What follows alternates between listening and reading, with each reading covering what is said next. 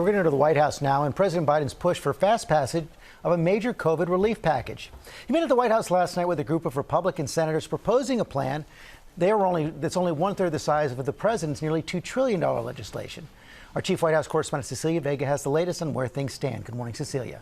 Hi, George. Good morning to you. After that meeting, both sides agree on this. While there is some area of common ground, the areas of difference are still huge. And while Democrats say they could end up going at this alone without Republican support, this morning Republicans are saying if they cannot reach a bipartisan agreement on this, that does not bode well for the next 4 years.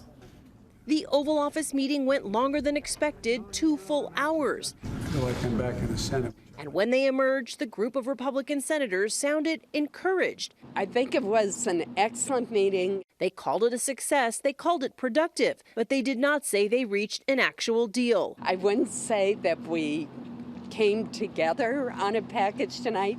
No one expected that in a 2-hour meeting. In a statement, the White House press secretary said that while there were areas of agreement, there were also many areas which the Republican senators' proposal does not address.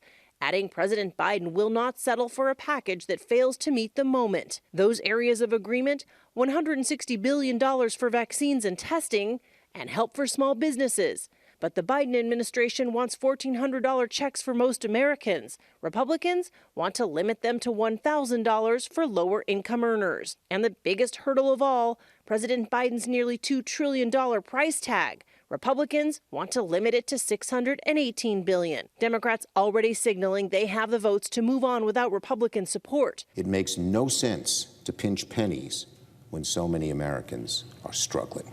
While Republicans are hinting at the fight to come. Now, today, President Biden will sign a series of actions based on immigration. The first one targets the Trump administration's controversial family separations policy. They will create a task force that tries to reunite these potentially hundreds of children who still remain separated from their families. But, George, they say this was so bungled, they still don't have an exact tally of how many kids we are talking about. And they're also not making any promises to give any kind of legal status to these families that have been separated. Right, and they're trying to strike a balance here. On the one hand, they want to reverse President Trump's immigration policies with these executive actions, but they don't want a flood of new immigrants coming to the borders right now.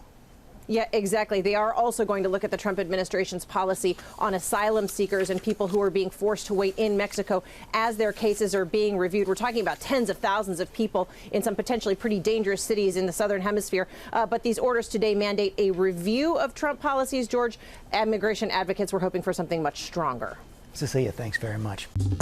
Well, hey there, GMA fans. Robin Roberts here. Thanks for checking out our YouTube channel. Lots of great stuff here. So go on, click the subscribe button right over here to get more of awesome videos and content from GMA every day, anytime. We thank you for watching, and we'll see you in the morning on GMA.